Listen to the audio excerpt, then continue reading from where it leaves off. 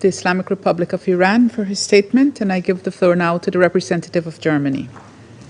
Madam President, I would like to thank Undersecretary General Di Carlo, Ambassador Spogar, and Ambassador Lambrininis for their valuable briefings and continuous efforts to implement United Nations Security Council Resolution 2231. For 2 decades, this Council has been deliberating on the Iranian nuclear program. We find ourselves at a particularly difficult juncture today. France, Germany, and the United Kingdom have consistently made every effort to find a diplomatic solution with Iran and will continue to do so, but the Iranian nuclear program remains a threat to international peace and security. Last Friday, the E3 foreign ministers and the EU High Representative met with their Iranian counterpart in Geneva to call upon Iran to engage in negotiations. We will continue our joint diplomatic effort to address all concerns associated with Iran's nuclear program. We have always been clear, Iran must not have a nuclear weapon. It can only be a non-nuclear weapon state under the NPT and must respect its nuclear safeguards obligations. Our efforts, conducted jointly with many partners around the globe, have aimed at preventing Iran from getting a nuclear weapon. We successfully concluded the JCPOA, which put robust and verifiable restrictions on Iran's nuclear program and would have provided the entire international community with confidence that Iran's nuclear activities remain exclusively peaceful. Throughout the last years, we witnessed an expansion of Iran's nuclear program far beyond Iran's commitments under the JCPOA.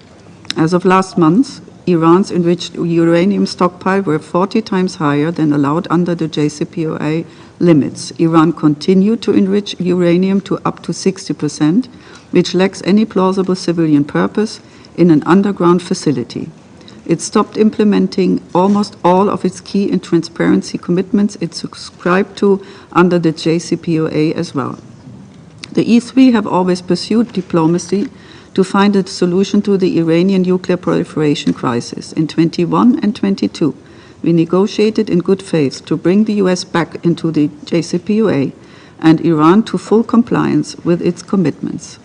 To no avail. Iran twice refused a fair proposal put on the table by the coordinator and decided to further escalate its nuclear program to the level we all know. In conjecture with Iran's failure to comply with its legally binding safeguards obligations, an assessment that was confirmed by the Board of Governors resolution last month, Iran's nuclear activities have remained a threat to regional and global security. Iran's nuclear program continues to pose serious proliferation concerns. We are particularly concerned by any possible relocation of nuclear materials since the recent military strikes. We reiterate that as a member of the NPT and its nuclear safeguards regime, Iran is obliged to declare and put all nuclear material located in Iran under IAEA safeguards. Iran must fully cooperate with the agency and refrain from threats against its personnel and DG Grossi himself, whose professional work we commend. In this regard, we are alerted by the initiative in the Iranian parliament to suspend cooperation with the agency, as well as by Iran's deliberations to withdraw from the NPT. In closing, let me welcome the ceasefire between Israel and Iran announced yesterday and call on, like others, Germany joins calls on all sides to respect it and to re-engage in diplomacy. Thank you. I thank the representative of Germany for her statement, and I give the floor to the representative of Israel. Thank you, Madam President. First, I would like to thank USG Di Carlo and the representatives from the EU and Slovenia for their remarks. To my colleague, the Ambassador